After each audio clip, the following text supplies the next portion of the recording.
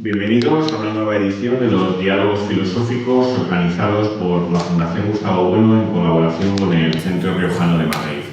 En esta ocasión tenemos con nosotros a Tilana Guerrero, que es profesora de Filosofía, licenciada y doctorada en Filosofía, ha sido también profesora en la Universidad de Extremadura y actualmente ha vuelto a la trinchera, profesora de Educación Secundaria y Bachillerato aquí en Madrid. Hoy nos ha venido a hablar del siguiente tema. ¿Estados Unidos hispano? Pues te escuchamos, Tilana. Muchas gracias, Carlos. Buenas tardes a todos, es un placer estar aquí. Agradezco, como siempre, la invitación a Carlos Madrid y a la Fundación Gustavo Bueno. Y además es un placer estar entre amigos para hablar de un tema, como ha dicho Carlos, sobre el cual ya he hablado en otras ocasiones y que de alguna manera, en la medida en que voy incorporando nuevos contenidos y que en otras intervenciones en las que he tratado este asunto, hay que decir que el propio público me ha hecho preguntas que me han hecho también dirigirme a determinados lugares, pues eso también ha hecho que, bueno, para esta vez, siendo lo cierto que el trabajo no está concluido, pues digamos que en este momento de la investigación sobre este asunto, pues he traído, para basarme en ello, o por lo menos de las lecturas recientes acerca de este asunto que traigo, es La lengua de los Hispanos Unidos de América, de Francisco Moreno Fernández, a propósito del estado del español en Estados Unidos. Un libro que me ha hecho gracia al pensar en el título cuando Carlos me comentó qué título ponerle, si lo poníamos con interrogaciones, si no, pues digo que me ha hecho gracia que yo tenía este libro de Luis Alberto Ambrogio, Estados Unidos hispano. Esto no tiene interrogaciones, es el título tal cual.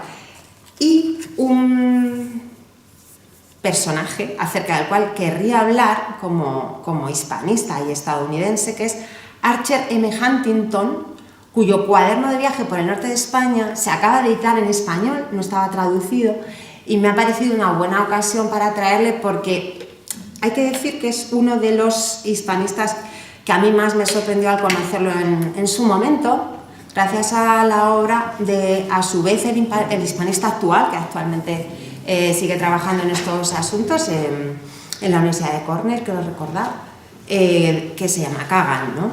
Richard L. Kagan. Es prácticamente uno de los autores en los que me basé en su momento para buscar información sobre el asunto y, como digo, este Huntington, en la medida en que se acaba de publicar en la editorial Gadir este cuaderno de viaje por el norte de España, pues me parecía un momento adecuado para hablar de ello. Tengo que decir también que, bueno, pues son pocas ideas las que quiero traer aquí a colación. Es como que no deja de ser un tratamiento del problema de España. No es realmente un asunto, diríamos, lingüístico el que me preocupe o el del propio Estados Unidos como nación, lo cual ya sería interesante, sino que yo esto lo incorporo como uno de los asuntos relativos al problema de España. En qué medida los Estados Unidos como nación política representa un fruto, en cierto modo, o qué representa, ¿no? Esa sería la cuestión, ¿no? ¿Qué representa respecto a España en su acción imperial en el mundo y el hecho de que, bueno, pues esta herencia que se dice hispana, supongo que se sabe, pero por si acaso lo digo, en Estados Unidos se celebra el mes de la herencia hispana, siendo que fue una decisión de un presidente de Estados Unidos, Lyndon Johnson, dedicándole primero una semana. Luego Reagan lo amplió a un mes. Y entonces me ha hecho gracia leer en el libro de Luis Alberto Ambrogio, por cierto, argentino y estadounidense, que ellos lo celebran todos los días, que celebran no el día, ni la semana, ni el mes de la herencia hispana, sino que todos los días los hispanos celebran su herencia. Bueno, entonces, la primera idea que quiero presentar es la de que los hispanos en Estados Unidos no solamente son inmigrantes. Quizás por las noticias, por el presente, claro, lógico, pues tenemos la idea de la inmigración hispana, pues mexicanos, puertorriqueños, lo que sea, ¿no? Quiero decir, colombianos, argentinos, el propio Luis Alberto Ambrogio, cuyo libro traigo hoy, pues es argentino. Y hay que decir que Estados Unidos es un país en el que las familias hispanas ya estaban desde antes de que llegaran los ingleses y que en esa medida, bueno, pues hay inmigrantes, pero hay habitantes de esos territorios que fueron del virreinato de la Nueva España y que a partir de 1821, cuando el virreinato dejó de existir, México se independiza.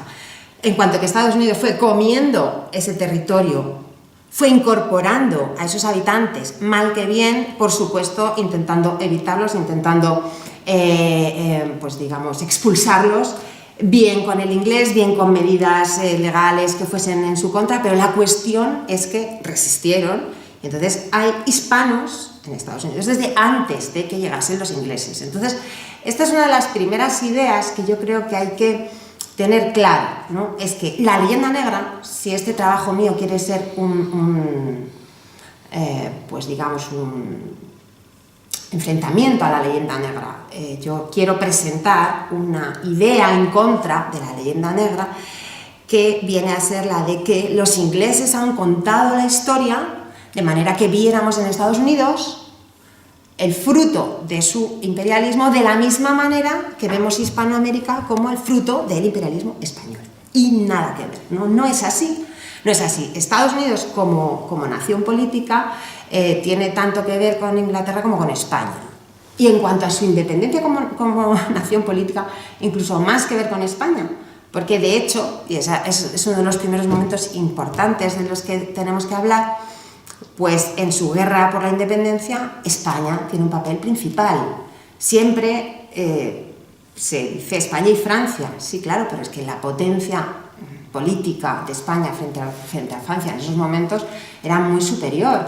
Y si nosotros vemos un mapa de aquella época en la que vemos cuál era pues la Luisiana española, o realmente vemos el territorio, ya no vamos a hablar de la Luisiana, porque ya estoy pensando en el gobernador de la Luisiana, ¿no? Pero si no vamos directamente a la Luisiana, sino simplemente vemos lo que era el territorio de la Nueva España, son 2/3 de los actuales Estados Unidos. Es decir, es que esas 13 colonias que estaban en la costa este eran en proporción realmente una parte de un vastísimo territorio que es América del Norte, la mayoría del cual era del virreinato de la Nueva España. Entonces, eso lo primero, el hecho de que Estados Unidos, una vez que se independiza, como hemos dicho, fuera comiendo el terreno a México y de hecho México se quedara sin la mitad de su territorio, nos tiene que hacer ver que lo que quedó allí es mucho, muchísimo. De manera que esa inmigración actual no emigra de la misma manera que irlandeses, italianos, alemanes, etcétera, durante pues, el siglo XIX y el siglo XX. Es que un mexicano que va a Estados Unidos se puede decir que está en la tierra de sus antepasados. Y de hecho, por ir a las ideas del materialismo filosófico, si tenemos esta idea de la patria como ese territorio en el que están enterrados nuestros muertos, pues se puede decir que hay muertos nuestros allí, y muy importantes. Y además, desde el siglo XVI, exploradores cuyas vidas, cuyas historias, cuyos relatos que están en las famosas crónicas de Indias verdaderamente son pues espectaculares, es una cosa tremendísima, ¿no?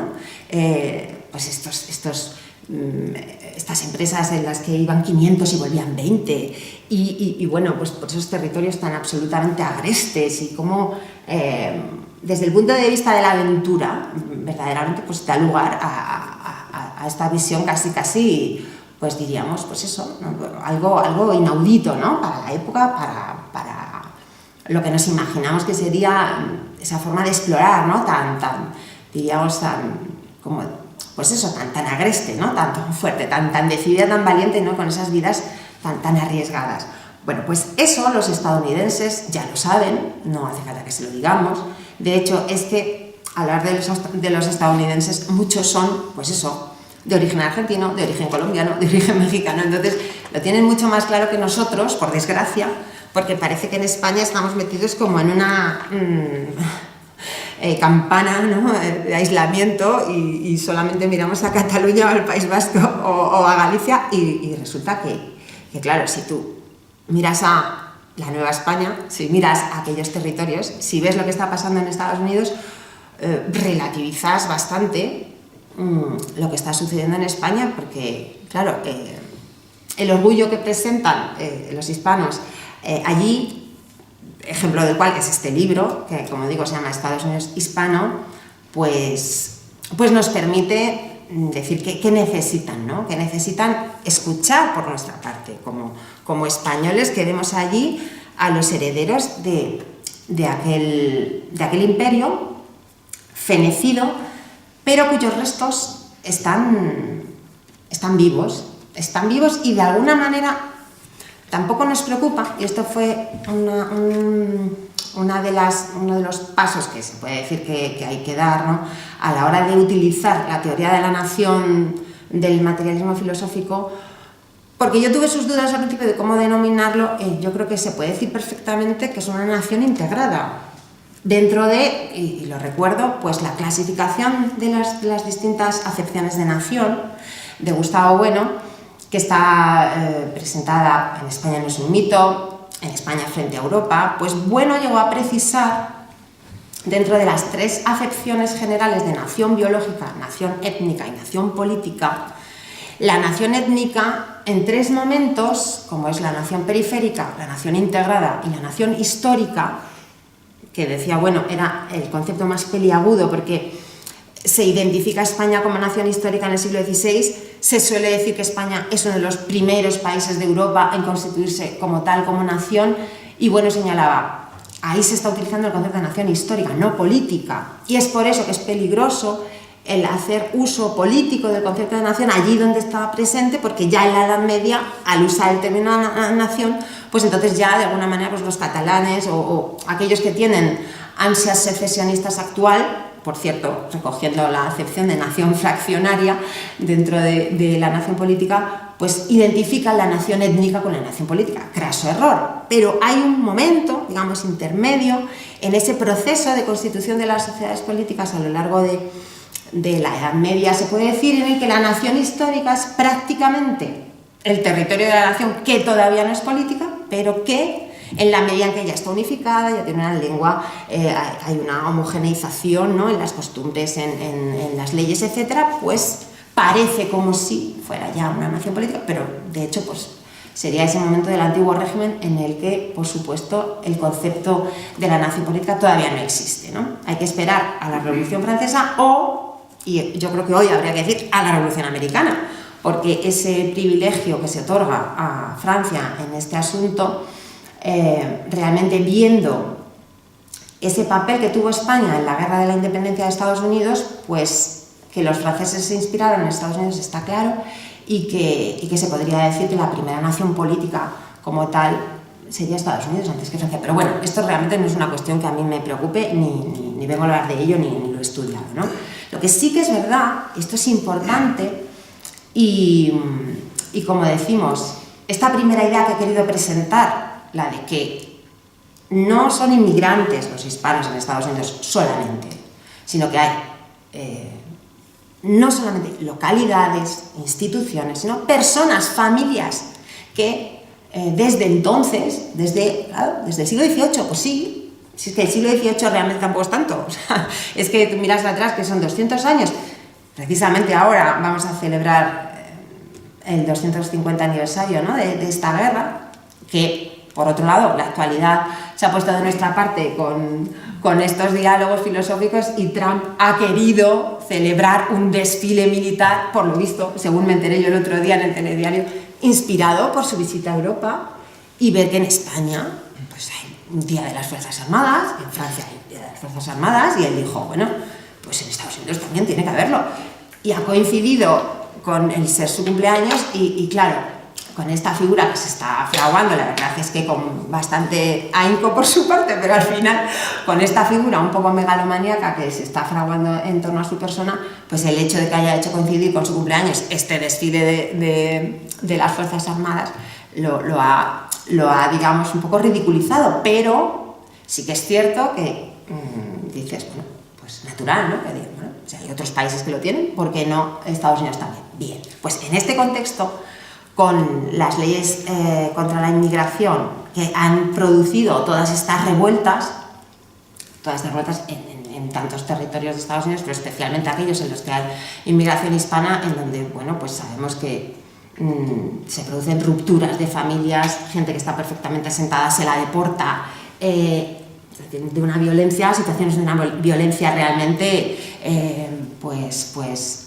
parece que innecesaria, ¿no? O eso es lo que presenta la gente cuando se manifiesta.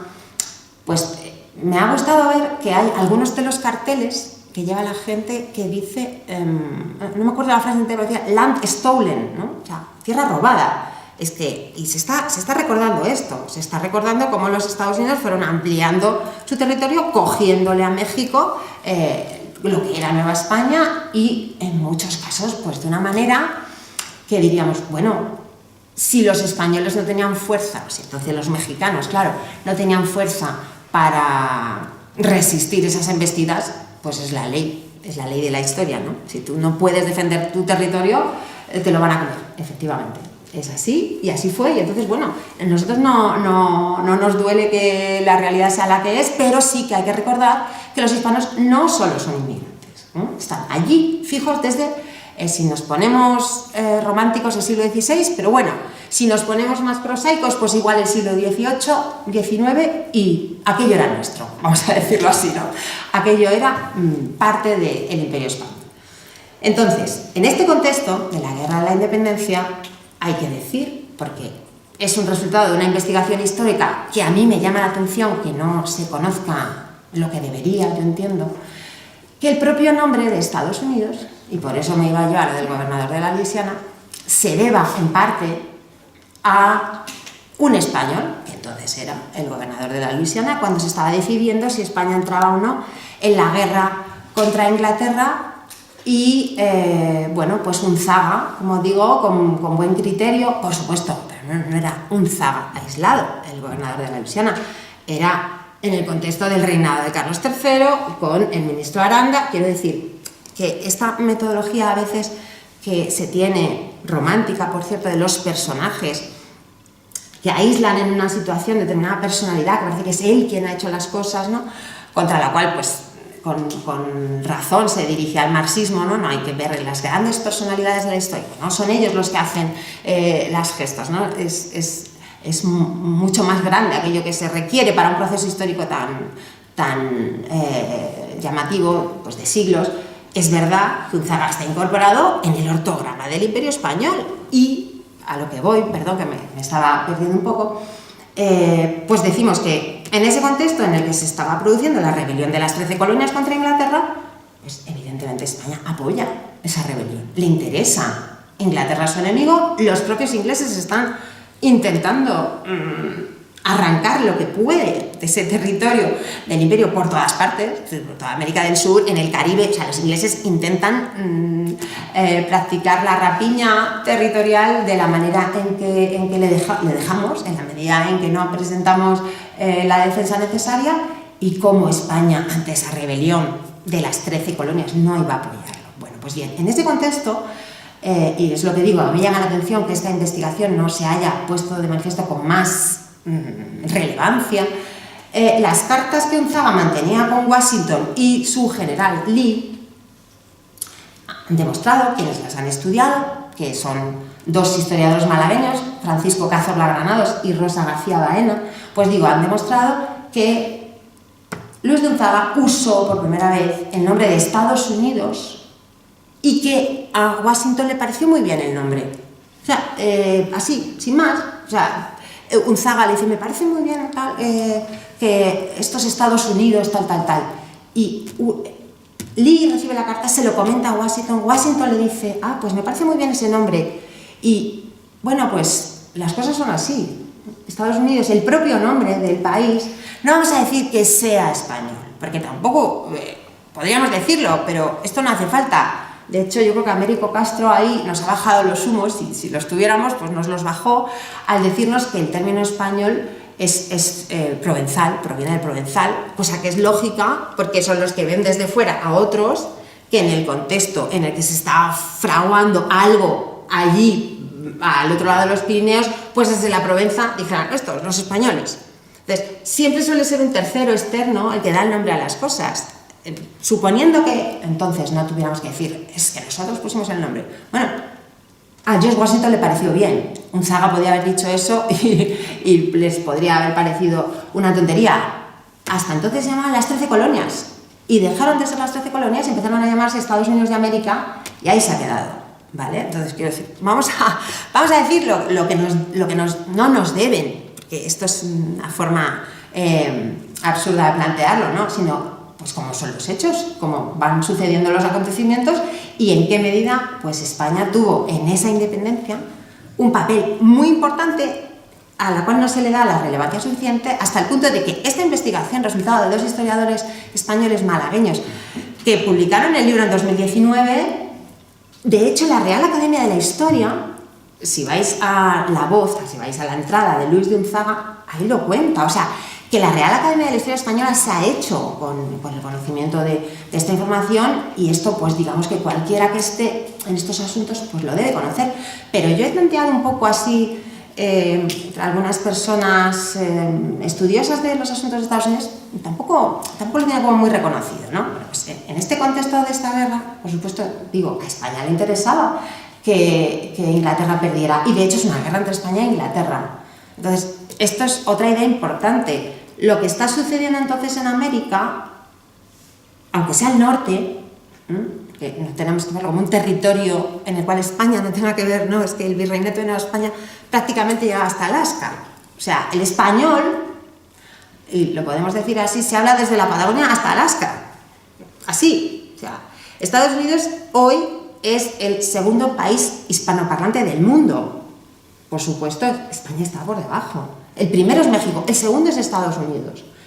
Y la proyección del crecimiento de esta población y de la lengua, entonces, claro, no se trata solamente de si es académico, si es vulgar, vale, en esas disquisiciones ya podemos entrar, ¿no? Estos que hablan español, luego realmente, académicamente, estudian en inglés. Bueno, el hecho es que actualmente más de 50 millones de personas en Estados Unidos hablan en español y la consideran su lengua materna y además no quieren desvincularse de sus raíces, cosa que hacen valer no solamente con su resistencia, en esa medida el trabajo de Josichu, que está aquí presente, pues nos interesa tanto, porque claro, esto no deja de ser una resistencia contra algo que es la cultura dominante en inglés, pero que pues de alguna manera pues no hay más remedio que reconocer que tal es la potencia del español, que se han hecho un lugar muy importante. Entonces, se trata de ver esto, ¿no? No decir que Estados Unidos vaya a ser hispano, porque claro, esto sería la tesis panamericanista, pero al revés, ¿no? O sea, sería como el destino manifiesto de los ingleses, pero visto desde el punto de vista hispano. No, tampoco vamos a decir eso. La realidad, y por eso había yo traído a colación las distintas acepciones de nación, es que actualmente es una nación integrada. Es una nación integrada dentro de un imperio. Entonces, no tenemos por qué ver solamente los conceptos de imperio, los conceptos de nación, tal como están acuñados o pensados, sobre todo, yo creo, según los estudiamos, pensando en el Imperio Romano, pensando en España, por supuesto, sino que también los tenemos que ver actuar en el presente. Y en la medida en que estas naciones, que forman parte de una nación política, pues son, por supuesto, ya civilizadas, podríamos poner en duda que pudiéramos usar este concepto, pero yo creo que no, porque de hecho los imperios van siempre deglutiendo a otras sociedades, sean estas imperiales o no lo sean. La cuestión es que aquí el hecho de que esto que podríamos decir una nación étnica integrada dentro de Estados Unidos, que es la comunidad hispánica, no quita para que como tal herencia española se pueda reconocer y tenga su fuerza y su pujanza y con la cual hay que contar. Es decir, no se puede adoptar la ideología, diríamos, inglesa o WASP, de que son un elemento externo, extraño, en absoluto. A lo mejor, pero ya digo que nosotros no tenemos esa posición, podrían ser ellos los externos, ¿no? Y haber España impedido, por ejemplo, que hubieran podido ganar la guerra contra Inglaterra si no las hubiéramos apoyado. Pero esto es absurdo, o sea, es una contrahistoria que no tiene sentido plantear, porque el hecho es que fue como fue y Y estábamos entonces, ¿no?, en esta guerra de la independencia. El nombre de Estados Unidos fue adoptado así, ¿no?, de esta manera y con este sentido de colaboración total, de George Washington, el general Lee, tal, o sea, pero a un nivel familiar, amistoso, quiero decir, incluso, pero esto ya serían derivaciones en las que no queremos entrar, pues se dice que el origen de la CIA está en torno al Mississippi por los espías que utilizaba, ¿no?, con los que colaboraba para que, esto era importante, Inglaterra no supiera que España estaba apoyando a los rebeldes.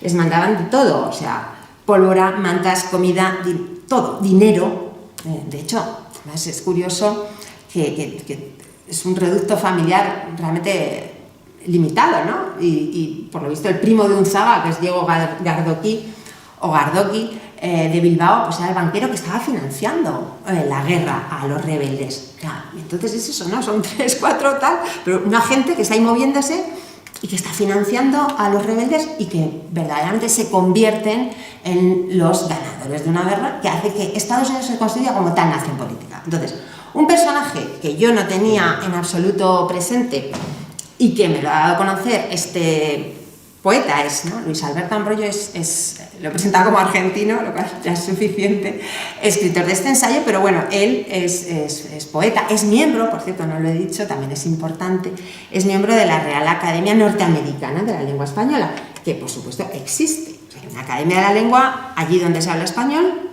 en diferentes lugares del mundo, y en Estados Unidos existe esta Real Academia de la Lengua, y es miembro de ella. Bueno, pues como decía, me ha dado a conocer Luis Alberto Ambroyo el hecho de que Thomas Jefferson, tercer presidente de los Estados Unidos, como decimos, estas relaciones son de amistad, son personales, pero claro, no dejan de estar haciendo la guerra y tienen unas conexiones que luego, claro, históricamente son sorprendentes, ¿no? Pues como digo, Thomas Jefferson tenía una consideración sobre el idioma español que trae a colación Ambroyo en este libro y que a mí me ha sorprendido y que realmente quiero dársela a conocer. O sea, él, claro, se le presenta estos autores que, por supuesto, vienen a dar esta idea, ¿no?, de que la fuerza de lo hispano en Estados Unidos es tal que ya desde el principio se veía venir esa fuerza, vale, podemos decirlo así. De hecho, pues Thomas Jefferson consideraba que había que estudiar español, que había que conocer el español y que él ya no solamente fuera un lector del español, que aprendió, creo recordar, con el Quijote, sino que era un amante del Quijote, recibió de la Real Academia Española, en 1700 y pico, una edición del Quijote, lo guardaba como un tesoro, pero es que es realmente muy, ¿cómo decirlo? Pues emocionalmente muy, muy bonito el ver cómo él recomienda a su sobrino, a sus hijas, el estudio del español. Entonces hay algún fragmento de alguna carta sobre la lengua española de Jefferson que se lo quiero decir, ¿no? Entonces, bueno, su formación. O sea, ellos de alguna manera están pensando, esta nación incipiente, ¿qué bases culturales son aquellas de las que parte? Y podrían tener una idea un poco, vamos a decir así, universalista, ¿no? Pues tenemos que tener una nación de naciones, todas las lenguas, pero claro, el papel del español era muy importante, ¿no? Y en este caso lo vemos claro cuando le dice, por ejemplo, a un sobrino, pero también hay recomendaciones del mismo tipo a sus hijas, y por lo que ahora vamos a ver de la Biblioteca del Congreso, más todavía, ¿no? Pero, por ejemplo, esta dice, 10 de agosto de 1787, hay que tener en cuenta que Thomas Jefferson redactó la Declaración de Independencia de Estados Unidos y que entonces esto pues ya estaba en marcha, ¿no? Pues a su sobrino Peter Carr le escribe: español, préstale mucha atención y procura adquirir un conocimiento exacto del mismo. Nuestras relaciones venideras con España y la América hispánica harán que la adquisición de este idioma sea muy valiosa. La historia antigua de esa parte de América también se ha escrito en ese idioma. Esto es lo que nos interesa. Ellos reconocen que la historia de su país también se ha escrito en español. Te envío un diccionario. 2 años antes, de todas maneras, ya le había dicho: nuestra conexión futura con España hace que el más necesario de los idiomas modernos después del francés sea el español. Cuando llegues a ser un hombre público, tendrás oportunidad de utilizarlo y la circunstancia de poseer tal idioma podría darte una situación de preferencia frente a otros candidatos. Pero luego tiene otra frase aún más interesante, de 1788, que dice: aplícate al estudio del idioma español con toda la dedicación que puedas. Él y el inglés, que cubren casi toda la superficie de América, deberían ser muy bien conocidos por cada habitante, que intenta mirar más allá de los límites de su finca. Pues esta idea de mirar más allá de los límites de su finca es una imagen muy de la idea del imperio, ¿no? Es decir, tienes que mirar lo que hay fuera, tienes que mirar más allá de los límites de tu frontera. Entonces, claro, el español y el inglés. Bueno, pues esa es la realidad actual, de los hispanos. Y en la medida en que no, utilizando los conceptos del materialismo filosófico, ¿no? En la medida en que no forman parte tan claramente del poder ascendente, del poder descendente, sino del ascendente, que no están en el núcleo del poder político, pero sí que son un poder político muy importante como tal fuerza social, pues de hecho ese poder lo tienen los hispanos antes que los anglos ideológicamente, como diríamos, que adolecen de su propia debilidad al pensar que hay que hablar solo en inglés. Porque de hecho se dan cuenta de que necesitan el español. Esto es otra anécdota. Por lo visto fue Clinton el que dijo: seré el último presidente de Estados Unidos que no hable español.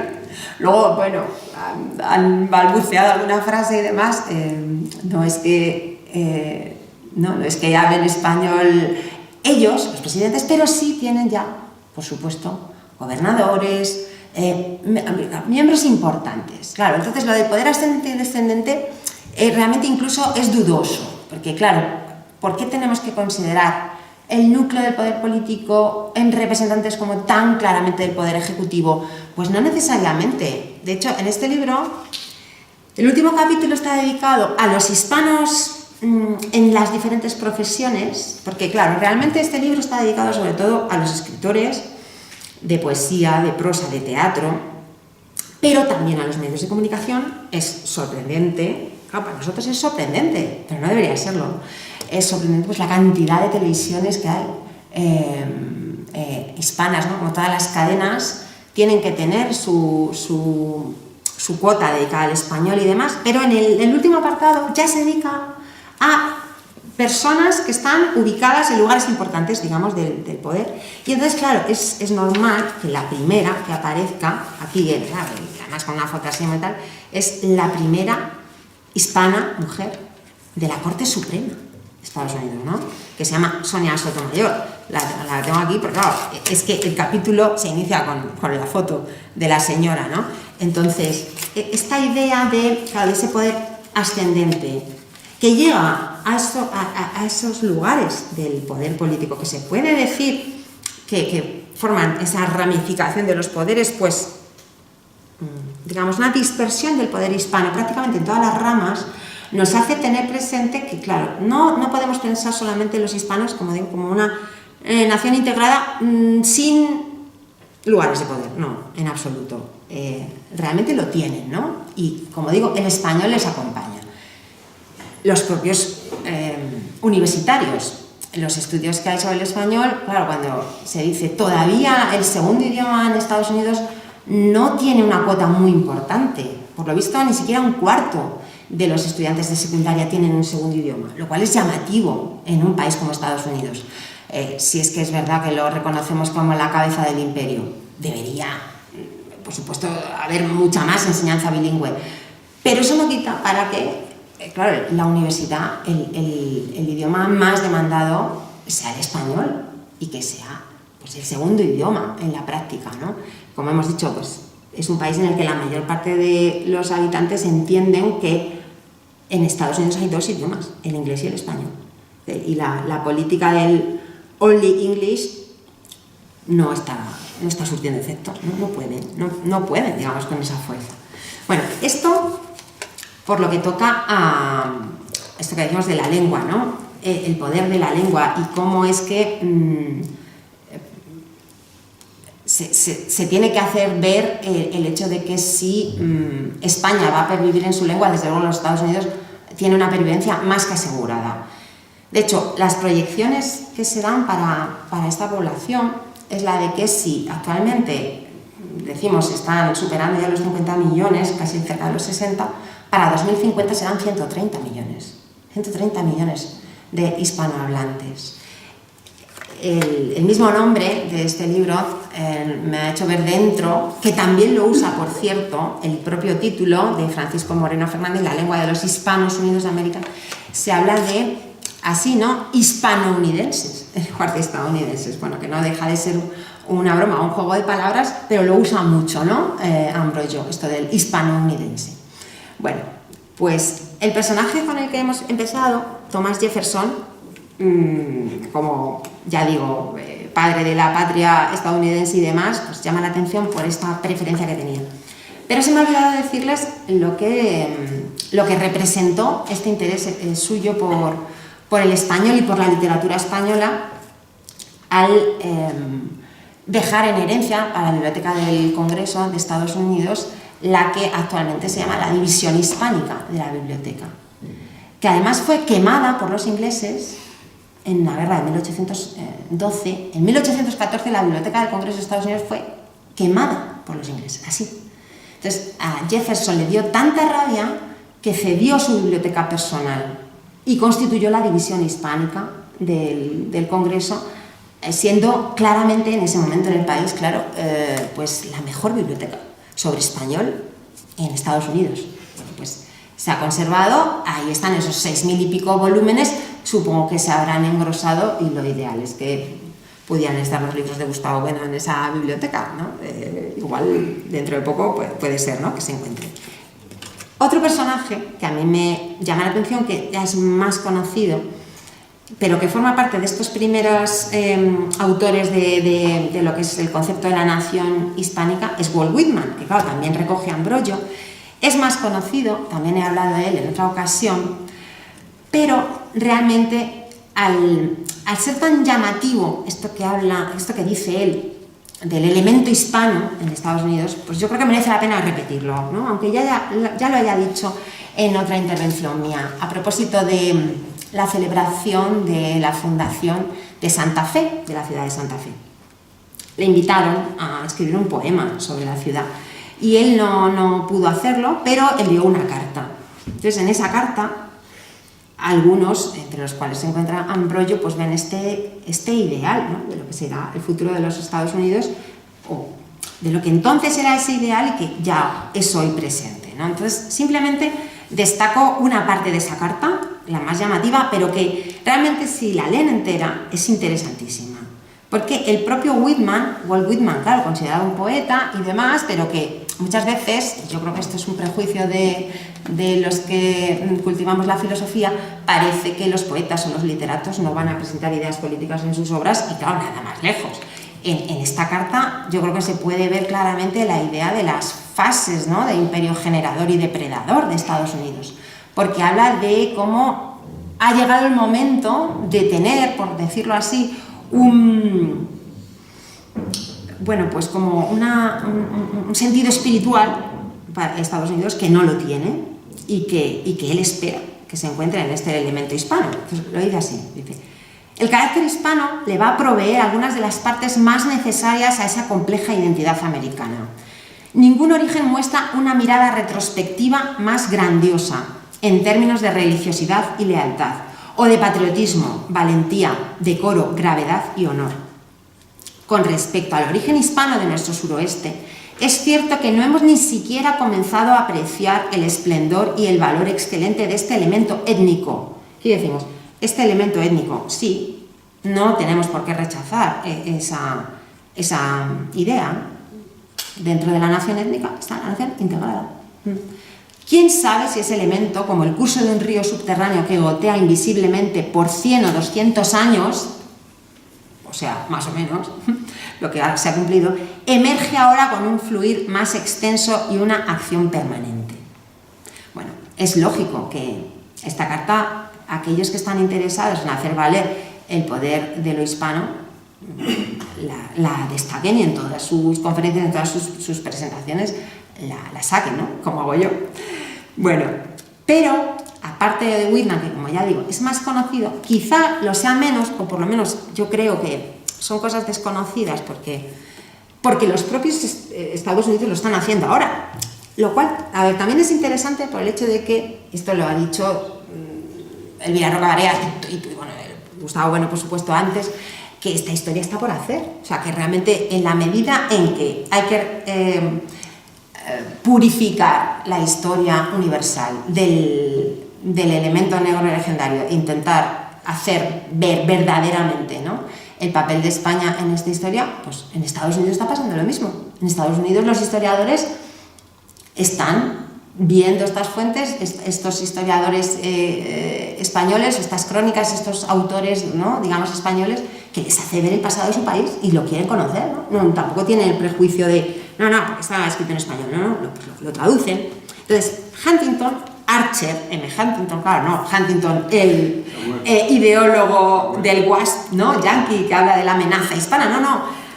Archer M. Huntington es un hispanista de finales del 19 que tuvo como principal ocupación de su vida, pues, estudiar sobre España. Era un enamorado de España y su objetivo cumplido fue hacer un museo no de España, de lo hispánico.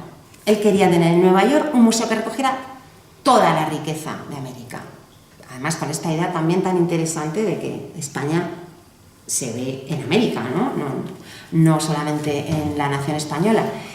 Y como digo, es interesante por el hecho de que además hay que ponerlo frente al típico pues marchante de arte rico estadounidense que viene a España, se lleva todos los cuadros que puede, digamos, hace ese nuevo rico estadounidense que quiere recoger de España ese pasado histórico, digamos, lo lleva a su país, muchas veces pues en ese plan tan hortera, ¿no? Pues tipo Hearst o bueno, como cualquier expoliador, pues como el propio Napoleón, no hace falta pensar en estadounidenses, pues los franceses. Huntington verdaderamente tenía un interés por ir contra la leyenda negra, ¿no? Y de alguna manera destacar qué era España. Y de alguna manera lo dice, ¿no?, porque considera que es un elemento de su propio país. La verdad es que tenía personalmente todas las condiciones para poderse dedicar a estudiar, porque era un heredero riquísimo, cuyo padre había hecho una cantidad de dinero increíble, pues claro, en esos momentos, ¿no?, a finales del 19 en Estados Unidos, pues el padre era el rey de la mantequilla, ¿no? Se hizo riquísimo con su negocio de la mantequilla, con los ferrocarriles, y de hecho se pudo pasar toda su vida dedicándose a lo que más le gustaba, que era la historia de España. Por supuesto, vino a España, la visitó, y este cuaderno de viaje por el norte de España además tiene el interés de ser por el norte, por ir en contra de la idea típica romántica del sur, de encontrar, pues bueno, en la andaluza, o la típica imagen de España, ¿no?, ligada a esta visión romántica, ¿no? Le interesa ir a Galicia, a Asturias, a los Pirineos, estuvo por Aragón y demás, y con este amor que digo, logró reunir en este museo, que fue como el objetivo de su vida, pues todo lo que pudo sobre lo hispánico, desde monedas, cerámica, cuadros, todo lo que pudo. Lo que quería realmente era como reunir toda la riqueza de lo español, lo hispánico en Nueva York, y lo consiguió. O sea, de hecho, le llevó toda la vida, lo consiguió, y es una institución que está abierta. Tiene interés la traducción de este libro que acaba de tener lugar por la editorial Gadí, pero es que además se ha renovado, por decirlo así, la institución, y de ser la Hispanic Society, perdón que no he dicho el nombre todavía, él lo nombró así, ¿no?, Hispanic Society. Pues este concepto de society, de sociedad, tenía un matiz elitista, tipo club, que lo han querido hoy en día, hace 5 años, en el prólogo de la autora que lo da a conocer, Soledad Maura, lo dice, ¿no? Hace 5 años se ha renovado y se ha convertido en un museo y biblioteca, para que esté más abierto al público. Estoy segura de que este poder de lo hispánico ha hecho que esta institución se recupere y haya cobrado nuevos bríos y se haya querido abrir al público, convirtiéndolo en un museo, en una biblioteca, en lugar de en una sociedad que parecía un club un poco selecto, porque por supuesto, hay que pensarlo, finales del XIX, principios del siglo XX, pues Huntington era un riquísimo heredero que estaba en contacto con una élite intelectual a quienes les podían interesar estas cosas, pero no era algo muy masivo, ¿no? De hecho hoy pues tendrá que serlo, ¿no? Me lo imagino, no sé realmente, me gustaría ir a visitarlo, pero para que vean cómo lo cuenta esta mujer en su prólogo, en la presentación, dice, desde el 2023, o sea, realmente muy poco, ¿no? La Hispanic Society of America está totalmente reformada tras 5 años de obras y tiene una vitalidad y una programación que no conocía desde la época de los murales de Sorolla. Bueno, hay que decir, yo tuve la suerte de ir a la presentación de este libro, que tuvo lugar hace un par de meses en el Ateneo de Madrid, igual no llega, igual hace un mes, y que estaba no solamente Soledad Maura, que por cierto familiar de Maura, del político español, sino la bisnieta de Sorolla. Claro, es que Huntington fue el mecenas de Sorolla, o sea, nada menos. Claro, tú dices, bueno, un hispanista, sí, bueno, un amante de España, bueno, un friki ahí que recogía todo lo que podía de lo español.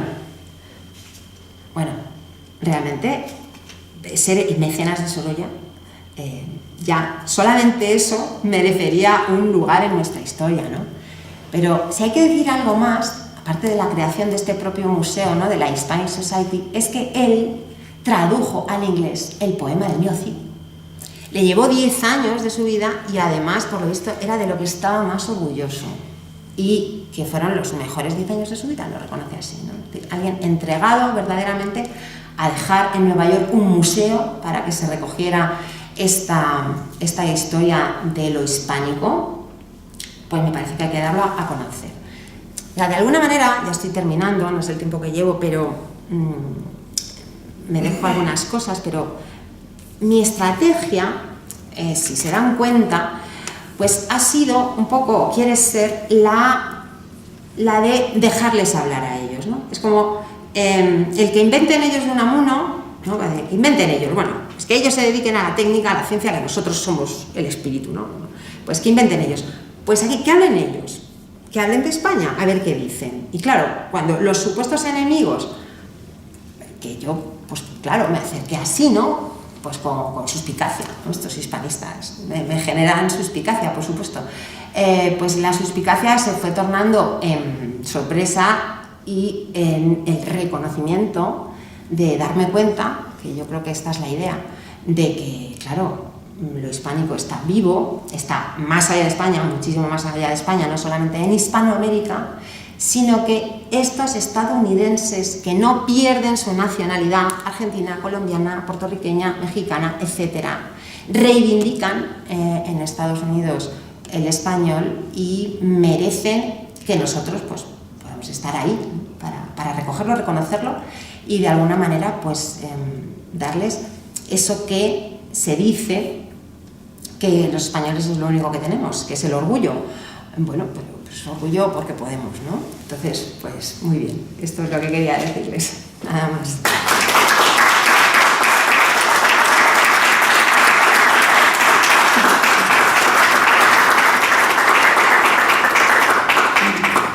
Pues muchas gracias a Tilana y bueno, antes de abrir el diálogo al público te voy a plantear alguna cuestión. Y esa cuestión tiene que ver con ciertos nubarrones, ¿no?, que se podrían ver en ese horizonte, ¿no?, para los hispanounidenses, ¿no? Uno de ellos es, por ejemplo, y lo hemos visto con la administración Trump, ¿no?, como durante la campaña Trump se hizo viral un vídeo en el cual está delante de un grupo de hispanos, ¿no?, y les dice en inglés que ¿cómo queréis que os llame? ¿Latinos o hispanos? ¿no? Y aplauden cuando en vez de latinos les llaman hispanos, ¿no? Y entonces parece que ahí Trump, de hecho, sí ha ganado, según los estudios posteriores, es también por el voto hispano, ¿no? Que le ha apoyado mayoritariamente a él en vez de a Kamala Harris, ¿no?, en su momento. El problema es que llega a la Casa Blanca e inmediatamente lo que hace es cerrar todas las páginas web de la administración que se hacen en español, etcétera, etcétera, ¿no?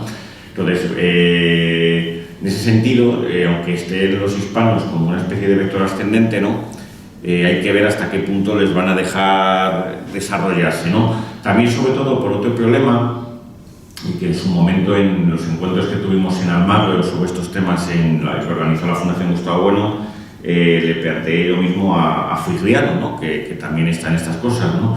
Y era el hecho de que hay ciertos estudios que dicen, sí, efectivamente, el número de, y tú has ido mencionando de la proyección a 2050 del número de hispanos, creo que has dicho 130 millones, dicen, sí, pero ojo que aquí hay un detalle, ¿no? Y es que ese número de hispanohablantes en Estados Unidos va aumentando por las nuevas oleadas de inmigrantes que llegan, no tanto por los que están ya allí, bueno, claro, porque las generaciones que están allí, la segunda, tercera generación, suelen aculturarse al ámbito WAPS anglosajón y entonces acaban dejando el español por el inglés, ¿no? Con un poco la idea de que el español es un lenguaje de inmigrantes de poco y se acaban aceptando el inglés, ¿no? Entonces, un poco como valorabas tú, pues estas amenazas, ¿no? Que pueden tener si efectivamente en algún momento, pues es un poco lo que decías de Clinton, ¿no? De ser el último presidente que habla español, ¿no? Hasta qué punto, si eso puede ser o efectivamente los anglosajones no lo van a permitir. Muy bien. Bueno, pues me alegro de que me hagas esta pregunta porque a lo mejor no lo he dicho tal cual. Yo me acerqué a este libro para responder a esta pregunta, la lengua de los Hispanos Unidos de América. Y se puede decir, en función del trabajo de este hombre, claro, Francisco Moreno Fernández, que la ley de hierro de la tercera generación no se cumple con los hispanos. Entonces eso es importante. Y claro, ¿por qué? Y es por lo que decimos, porque claro, es que no son inmigrantes, sin más. Es que no es algo volátil, que llegan a un lugar y tienen que aculturarse. Es que están en una tierra que ya identifican, aunque solamente sea por los topónimos. Quiero decir, si es que, ¿cómo tú vas a llegar a un sitio que se llama San Antonio y verte en el extranjero? O sea, si es que es de risa. O sea, tú coges el mapa y claro, California es el nombre de un gigante de las sergas de Esplandian, ¿no? De la novela de caballerías, porque claro, los españoles que iban por allí pues iban poniendo los nombres de las cosas que leían, o sea, California, no sé qué tal.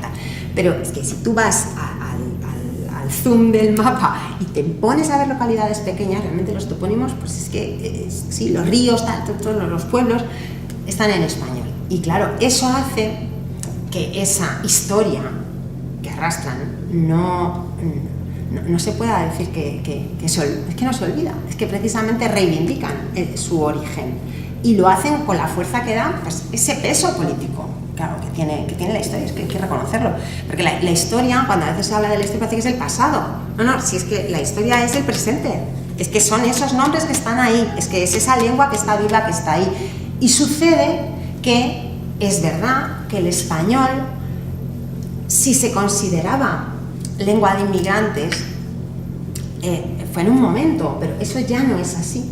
O sea, ya el español se está considerando una lengua del propio país. Porque claro, es que es muy difícil ver eso cuando son los propios profesores universitarios, que son hispanos, que cultivan el español y su patrimonio cultural, cuando hay asociaciones de hispanos de todas las profesiones, cuando hay tantísimos periódicos en español, tantísimas cadenas de televisión, quiero decir, de hecho, parece que los datos que dan aquí es que el 70% de las familias hispanas hablan en español en su casa. Luego el inglés es la lengua en la que se manejan de manera oficial. Sí, pero claro, es una familia que no pierde las raíces con sus países de origen y que reivindican ese pasado como algo que no quieren olvidar. Entonces, en el fondo, esta idea así de la ley de hierro de la tercera generación no se cumple con los hispanos, este autor la expresa tal cual. No podemos saber lo que va a pasar, claro, lógicamente, pero de hecho las proyecciones de hace décadas se han quedado cortas, o sea, ha sido mucho más pujante el poder de los hispanos de lo que se pensaba y bueno, pues está bien, ¿no? Pero había otro matiz en lo que me habías dicho. Lo de Trump, a lo mejor la administración No sé. Bueno, no sé si te he contestado, si tú estás satisfecho. Número de hijos.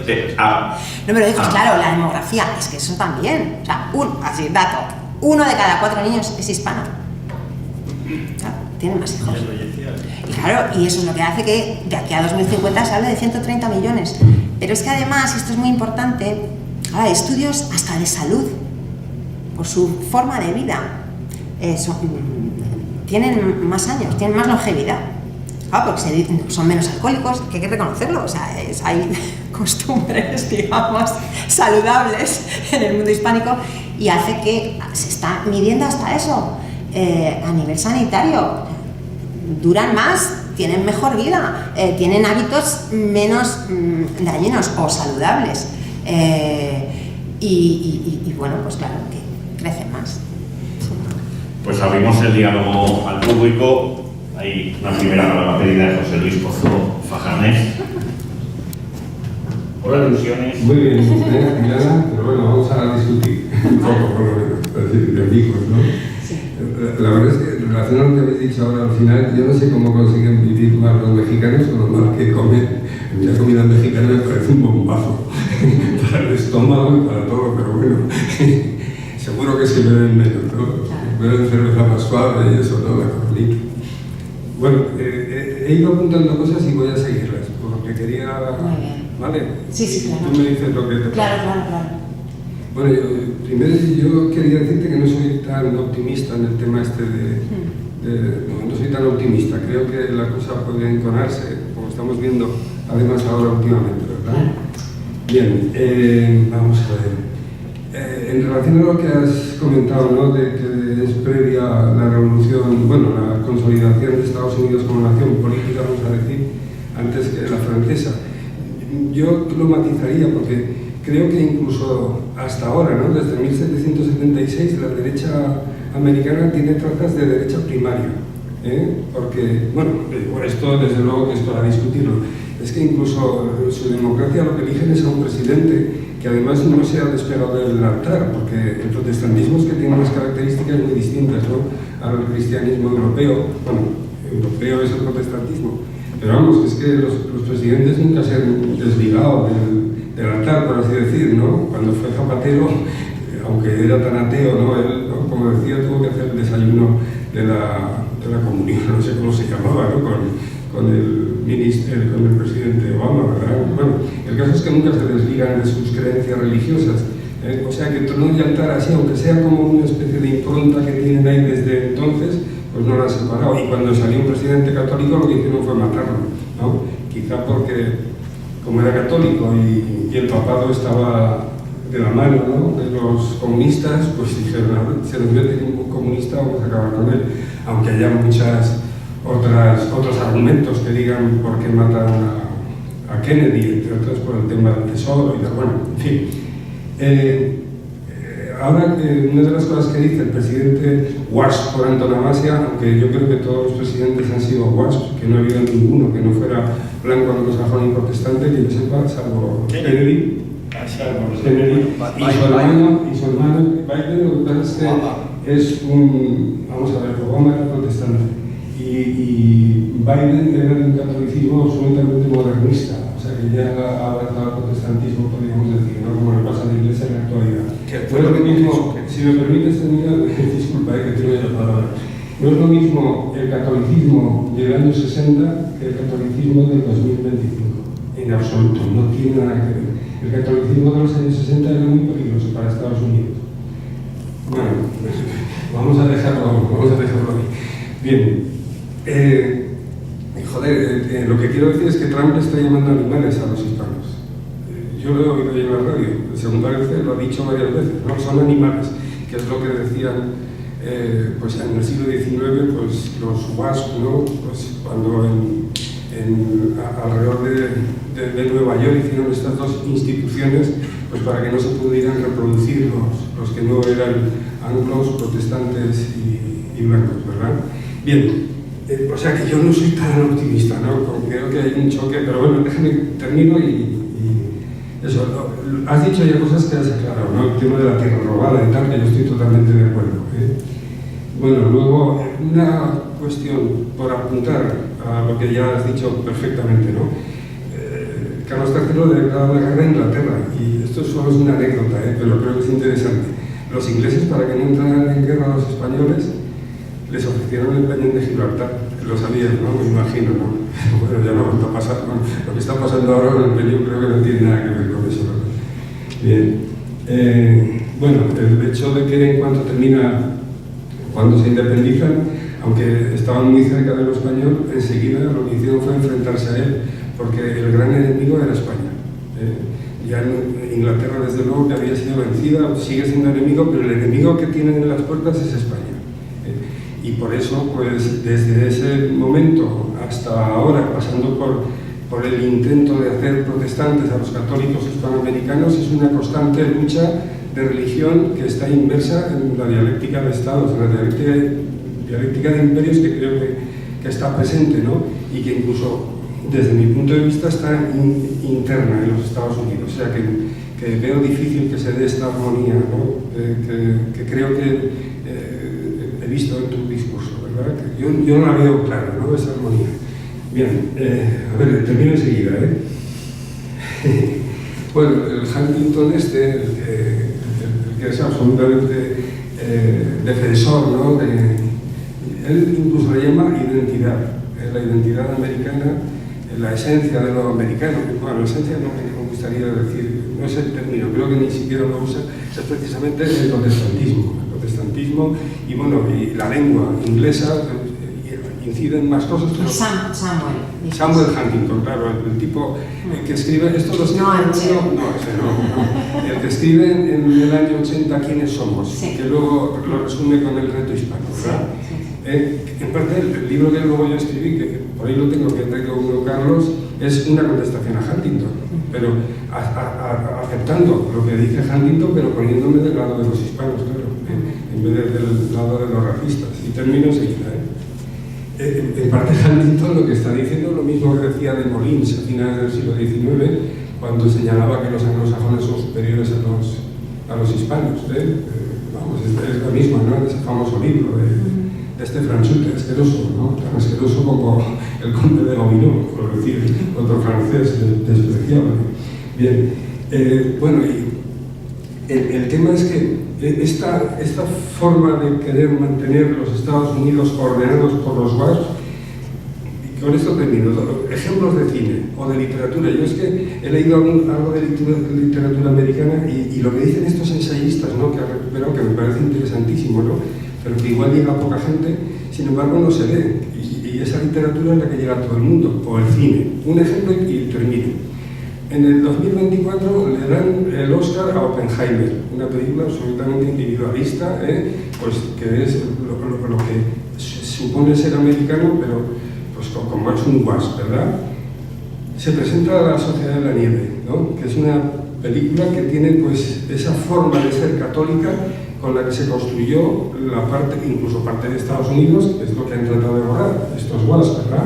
Y que siguen tratando de borrar, precisamente con este ejemplo que te estoy diciendo. ¿A quién le dan el Oscar a la película extranjera?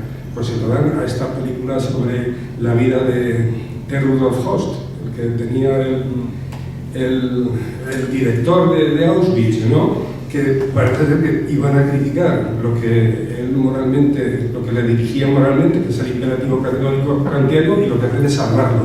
O sea que yo creo que es una constante lucha de religiones que está presente constantemente para que los que viven en Estados Unidos siempre vean que lo mejor es ser protestante, porque es los que han construido América, los que van a conquistar el mundo, el destino manifiesto y todas esas cosas. O sea que lo que quiero transmitirte es que no soy optimista. Sí, ¿no? sí. Vale, te contesto. A ver, yo no pretendo ser optimista, yo lo que no quiero es... a ver, ¿cómo decirte? Lo que no quiero es quitarles el mérito a lo que han conseguido los hispanos. O sea, quiero decir, yo estoy con los hispanos que marcan su posición en Estados Unidos y han hecho que ese poder se establezca con tal fuerza que no tengan más remedio. A ver, esa élite de la cultura anglosajona, vamos a decir, que reconocer que forman parte del país, y lo cual es que tampoco nos lo tienen que conceder, es que de hecho, como digo, pues la fuerza se demuestra andando. Entonces no es que yo sea optimista, lo que no puedo es que, como digo, ese ejercicio de ciudadanía, llámalo como quieras, ¿no?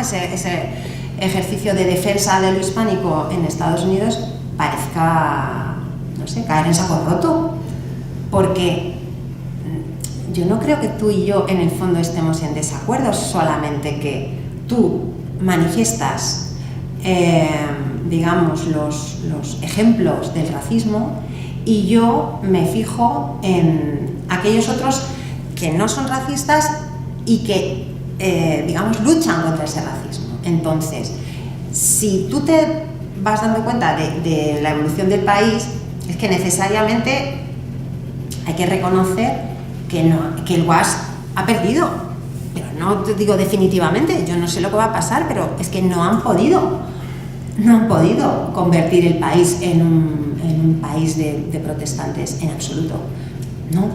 O sea, lo que me dices, por ejemplo, del trono y el altar, ¿no? Que el concepto de nación política tú no lo ves claro, pero a mí me parece que eso impediría llamar nación política prácticamente... Los primeros años, Bueno, los primeros años, pero es que... Pero esos primeros años lo has trasladado al presente, ¿no? O sea, dices tú, nación política, los primeros años, pero... Como impronta. Pero entonces España tampoco. Claro, los primeros años, claro, la Pepa dice que la religión es la católica. Claro, nosotros con el artículo número 1 o número 2 nos maravillamos, ¿no? Españoles de ambos hemisferios. Pero luego dice que la religión es la católica por siempre jamás. Entonces no vamos a decir que la Pepa es la Constitución liberal española. Claro, es que si tú te pones con ese rigor de alianza entre trono y altar, prácticamente no hay democracia que lo admita. Es más, si vemos esa vinculación de la religión precisamente con el imperio, lo entendemos. Esta es la cuestión. O sea, nosotros, yo creo, ¿no?, que podemos decir que esa apelación a Dios es por el imperio, por Dios hacia el imperio. O sea, claro, in God we trust. Sí, ¿por qué? Bueno, Dios está con nosotros, claro, porque en el fondo lo vamos a demostrar cumpliéndolo. Pero no deja de ser una utilización política de la religión. Que sucede que, como de hecho la religión católica es la más importante en Estados Unidos, porque es el número de católicos es superior al de las diferentes, ¿cómo se dice?, confesiones protestantes que no están unidos, que están enfrentados entre sí. No hay más católicos que reformados. Sí. No es que haya más católicos que reformados, es que la primera religión del país es la católica, porque al estar los protestantes divididos no se pueden tomar en bloque, que nosotros tenemos un concepto negativo del que no es católico, le llamamos protestante, pero es que ellos entre sí se llaman de diferentes confesiones y en el fondo son enemigos unos de otros. Entonces es su problema. Es como lo de Trump, que los llama, pues es su problema, porque no lo son. Entonces, es lo que yo quiero de alguna manera subrayar, que la ideología es una debilidad.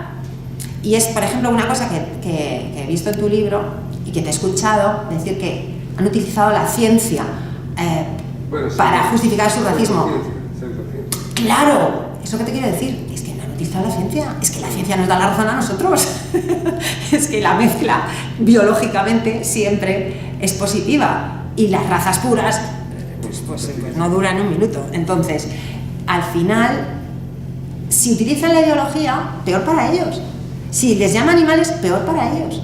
O sea, además me ha llamado la atención, esto la verdad es que lo estoy colando un poco de rondón, no tiene que ver con lo que me has preguntado, pero sí por lo de la nación política, que estas protestas contra Trump, lo habréis visto vosotros, tienen el cartel, ponían no king.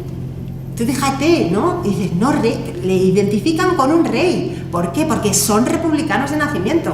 Porque ellos están contra esa idea del rey que nos domina el dictador, ¿no? Entonces ven a Trump como un rey, estando tan presente esa liberación de la monarquía que fue Inglaterra. Entonces, claro, Estados Unidos nace como república democrática, ¿no?, eliminando todo el resto de aristocracia, y yo creo que ahí el concepto de nación política es cercano al ideal, ¿no? No hay nobleza de sangre. Por cierto, muy hispano. Porque esta gente, mira, uno de los hispanistas más conocidos, Loomis, que tiene un libro muy bonito sobre los descubridores españoles del siglo XVI, habla de la genealogía de la virtud. O sea, los españoles, de lo que les dotan a los estadounidenses, es de una virtud que no está en la sangre, sino en las obras. No me digas que no es... optimista, no, que sea optimista, es que es precioso, es que es así, sea, ¿quiénes son los descubridores? Gente que no es noble, que no son aristócratas, que son campesinos, que son gente que va ahí y se come el mundo y descubren el desierto de, yo qué sé, de Sonora y el otro, y el río Mississippi y tal, igual. ¿Y qué son? ¿Qué han hecho? Pues lo que han hecho. Entonces tienen como un especial interés en la historia, precisamente por el carecer de esa ideología de la sangre. Yo he dicho a favor de los estadounidenses, ¿no? ¿Quién tiene esto? Bueno. Perdón, pero es que me faltaba por decir una cosa, que José Chu me ha hecho varias. Entonces, no es que haya armonía. Si yo cuanto más enconado esté la situación, más razón me dan. Cuanto más protestas, cuanto más... Porque hay resistencia. O sea, si a mí lo que me gusta de lo que está pasando es que es justamente lo contrario de lo que pasa en España. A un hispano le dices que no hable en español y te dice tururú, y te obliga en California a poner la educación pública bilingüe. Te obliga. ¿Por qué? Porque no se achantan. Aquí, en Cataluña, 25% de las redes vayan. Vale. Y si denuncia, ¿a quién denuncia? ¿Qué? O sea, estamos de acuerdo en eso. Al final claro, del libro es lo que estás diciendo. Al final del libro claro, pero entonces, cuanto más enconado, más a mi favor. Si no soy nada armonista, si al revés, es la idea de la sociedad política como una divergencia de capas total. Entonces, esa divergencia la vas a encontrar siempre. Y si resulta que el poder político es incapaz de asimilar a esa capa tan potente, eso es lo que no va a peor. pasar. Eso es lo que creo que no va a pasar. Que tú crees que no va a pasar, pero entonces todo lo que está pasando ahora sería como si fuera fantasmagórico. O sea, llegan a los puestos de poder, reivindican su lengua, celebran su historia, no quieren perder sus raíces. ¿Y qué van a llegar? A luego decir, bueno, sí, pero todo era una fiesta, se acabó. Es que no sé cómo terminará, pero no tiene visos de que esto sea una fuerza que vaya de repente a sofocarse fácilmente. Es más, si ahora mismo es la primera minoría étnica por encima de los llamados así, ¿no? Afroamericanos, claro, los afroamericanos no tenían la América hispana detrás, ¿no? África no era un imperio, entonces es muy difícil frenar eso, ¿no? Pero tú lo que dices al final es que los... Bueno, sí, perdón, no tengo el micro. Sí, bueno, perdón. Luego, cuando me toque... Las películas, bueno, es que sí, son muchas cosas. Películas, solo... No, lo que me has dicho de las películas, tantas películas puedes ofrecer a favor como en contra. Sí, o sea, yo creo que se pueden ver películas a nuestro favor, muchísimas. Vale. Yo sí tenía una pregunta y es respecto de todas las olas migratorias que ha habido y de toda esta relación de un poco de vaivenes que hay entre que sí, que no, con todo el tema del idioma español. Es un poco hasta qué punto, y un poco sacar un poquito como del tema, ¿cuál sería el puesto de Estados Unidos en la iberofonía?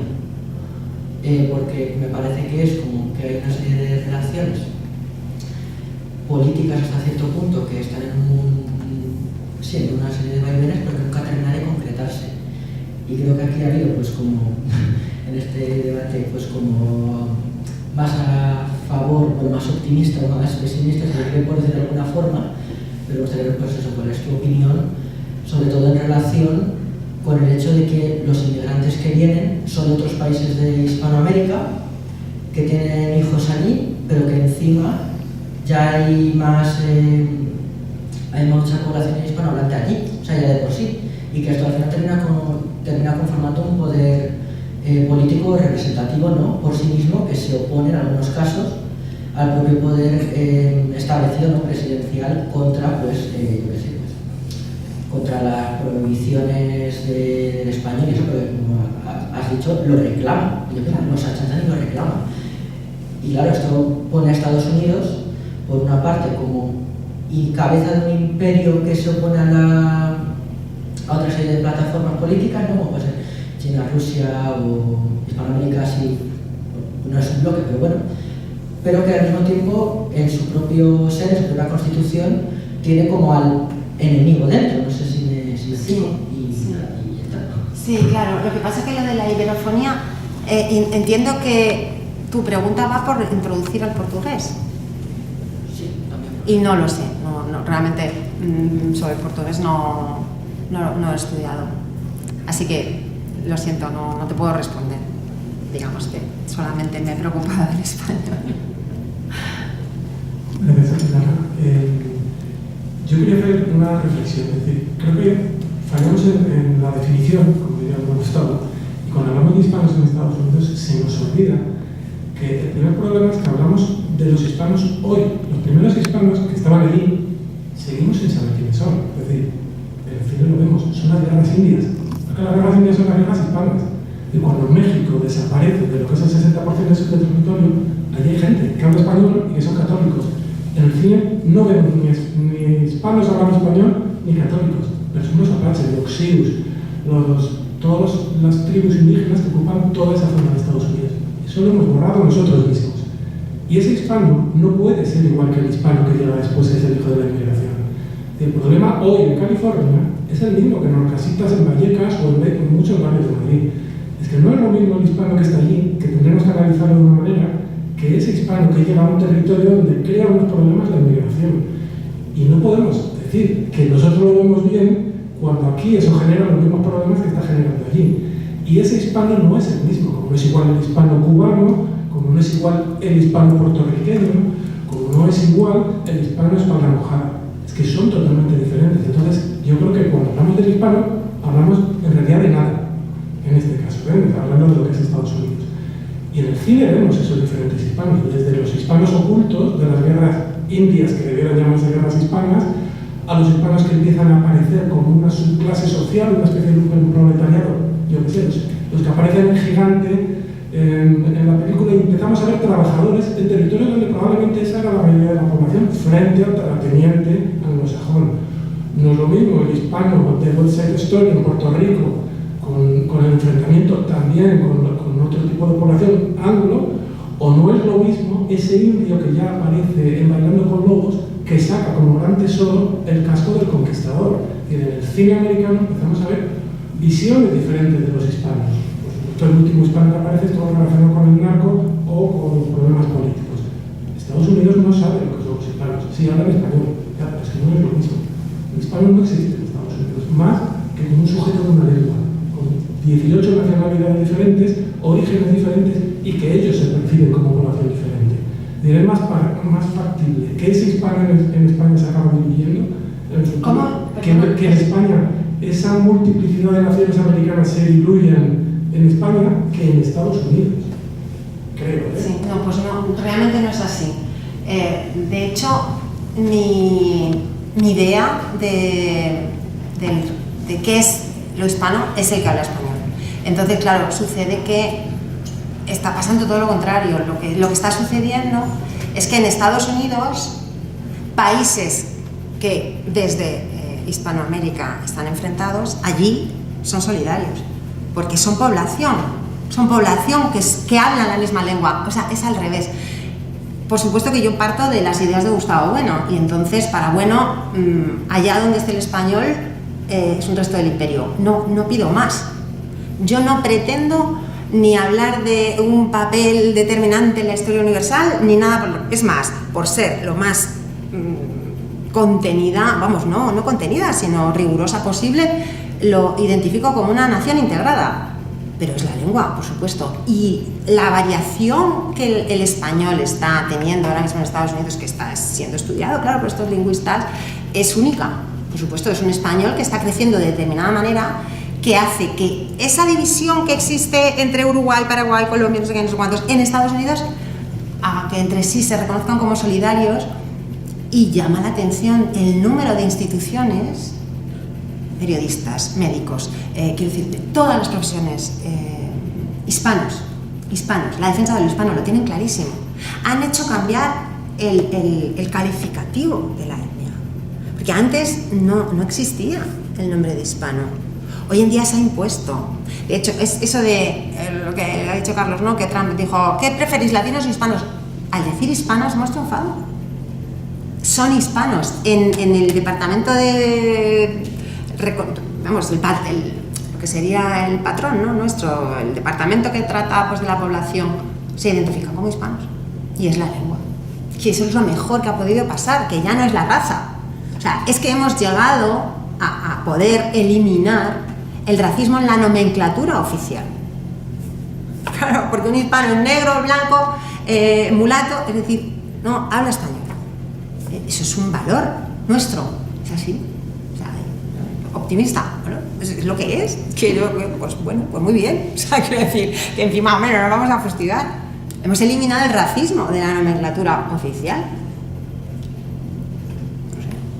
No sé. Dos cuestiones. En primer lugar, para seguir la discusión que estamos teniendo.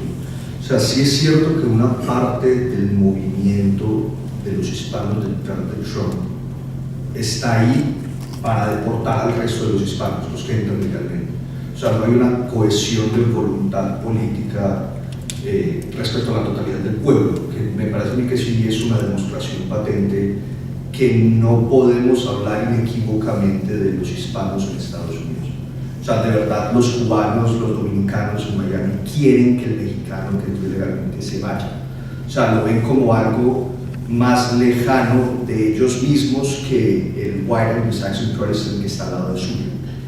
Bueno, pues es una... Sí, perdona. Y un poco como contraposición, si has tenido ocasión de estudiar instituciones culturales que permitan superar esa división entre como el hispano ya ciudadano y el hispano no ciudadano, tanto como cuantitativamente, es decir, si se han fundado, cuántos miembros han tenido, como cualitativamente, o sea, de qué tipo de temas es que están hablando. Sí, bueno, es que eso realmente desde su origen, desde los mineros a finales del 19, realmente el auge de las reivindicaciones obreras en los años 60, 70,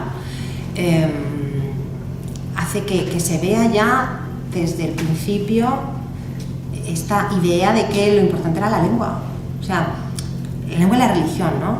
Pero claro, sobre todo la lengua. Entonces, yo prácticamente, de esta lista, porque realmente es inmenso, ¿no? El capítulo en el que habla de todas las corporaciones hispanas que como tal son asociaciones recogidas y demás, o sea, yo es que lo he señalado, mira, es que ya que lo preguntas, pues Cámara de Comercio Hispana de Estados Unidos, Sociedad de Ingenieros Profesionales Hispanos, Sociedad de Ingenieros y Científicos Latinos, Asociación Nacional de Médicos Hispanos, Asociación Nacional de Enfermeras Hispanas, Asociación Nacional de Abogados Hispanos, es decir, es alucinante. Y esto en profesiones, digamos, de la capa basal. Si hablamos ya de la prosa, el teatro, la poesía, que es en lo que es experto este hombre, increíble, ¿no? La cantidad de premios que hay. Con el nombre de hispano, claro, y las asociaciones reconocen que el que lo preside es colombiano, el que lo preside es puertorriqueño. Claro que es verdad, pero eso es natural. Yo creo que forma parte de una dialéctica del proceso que tampoco tenemos que ver como un síntoma de división, que hay determinados lugares que están más vinculados con unos países que con otros, pues los puertorriqueños en Nueva York, pues sí, México, el sureste, pero es que ya no es así. Es que eso es un proceso que ha ido variando. Ya prácticamente en todos los estados de Estados Unidos hay hispanos de diverso origen. O sea, yo creo que esa mezcla se está produciendo de hecho, pero ya digo, gracias a la lengua. O sea, no, es que ellos podrán tener, y esto es una dialéctica interesante, esa sensación de que los que vienen detrás les van a quitar esa condición que les ha costado tanto conseguir, que es ser estadounidense. Claro, porque esto es lo interesante, que ellos quieren ser estadounidenses. Entonces, el que venga detrás y pueda hacerles perder su privilegio o tener que compartir financiación o digamos, ayudas sociales y les haga preferir que no entren, entra dentro de la dialéctica ya sociológica natural, ¿no? Eso pasa en España también, claro, lógicamente. ¿Quién es el más xenófobo? El pobre, está claro. O sea, tú no le pidas ayuda a la inmigración al que se está jugando precisamente el dinero público con los que vienen, no. ¿Quiénes son los que hablan de la solidaridad y demás? Pues aquellos de clase alta, a los que no les afecta. Entonces, eso también sucede en Estados Unidos, pero ya no es una razón, yo creo, ligado al problema de lo hispano, sino en general una dialéctica económica, ¿no? Digamos así, genérica o de otro orden, ¿no? Pero si puedo responder. Sí. Claro, claro, pero esto no es una unidad como de voluntad política. No, yo por eso te digo, a ver, por si acaso, ¿no? O sea, el concepto de nación, la nación étnica es un concepto oblicuo que se da desde una sociedad política. Entonces, la sociedad política es Estados Unidos y como naciones étnicas, vistas desde esa plataforma, identificamos como una nación integrada a la nación hispana. Por supuesto, no está al mismo nivel, pero eso es lo interesante. Eso es lo interesante, yo creo que es lo potente, porque es la manera de infiltrarse. Porque claro, es que si no habría que echarle, entonces estaríamos con Trump, hay que echarles. Hombre, es que claro, si tú estás metiendo un caballo de Troya en tu propio país de una gente que te quiera eliminar, ¿no? Claro, si lo bueno es que ellos quieren ser estadounidenses, pero no pierden su lengua, no pierden sus costumbres, o si las pierden, las pierden, entre comillas, llegan a producirse, por supuesto, intercambios que hace que puedas decir, bueno, sí, pero muchos pierden la religión, o al final hablan inglés en su trabajo, o consideran que sus hijos tienen que aprender en inglés. Sí, pero de modo tal que se siguen identificando como hispanos, hablan español en casa y no pierden la relación con sus países de origen. Entonces, bueno, porque es suficiente, como tal nación integrada, que es lo que yo vengo a decir que es. Tampoco tiene por qué ser más, ¿no? Es decir, no sería un intento de reivindicar la idea que yo creo que no hace falta, ¿no? Esto es Estados Unidos hispano. O sea, ¿Estados Unidos va a ser parte de la comunidad hispánica? Que no hace falta, no lo necesitamos. Va a ser un poder determinante. Eso es así, eso sí que es real, es un poder determinante. Bueno, ya es suficiente. Bueno, me has dado el mío. Solo una cosita y se lo paso enseguida. Es que yo no termino de verlo. A mí me parece que lo que va a pasar con los hispanos no va a ser que haya una armonía. ¿Qué ha pasado con los negros?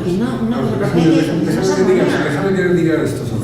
Hay unos cuantos negros que tienen ahora, han llegado hasta un negro a ser presidente. Hay negros que son jueces, hay negros que son jefes de policía y tal, pero son una minoría que son poder descendente. La mayor parte de los negros están todos jodidos porque los guapos son unos racistas.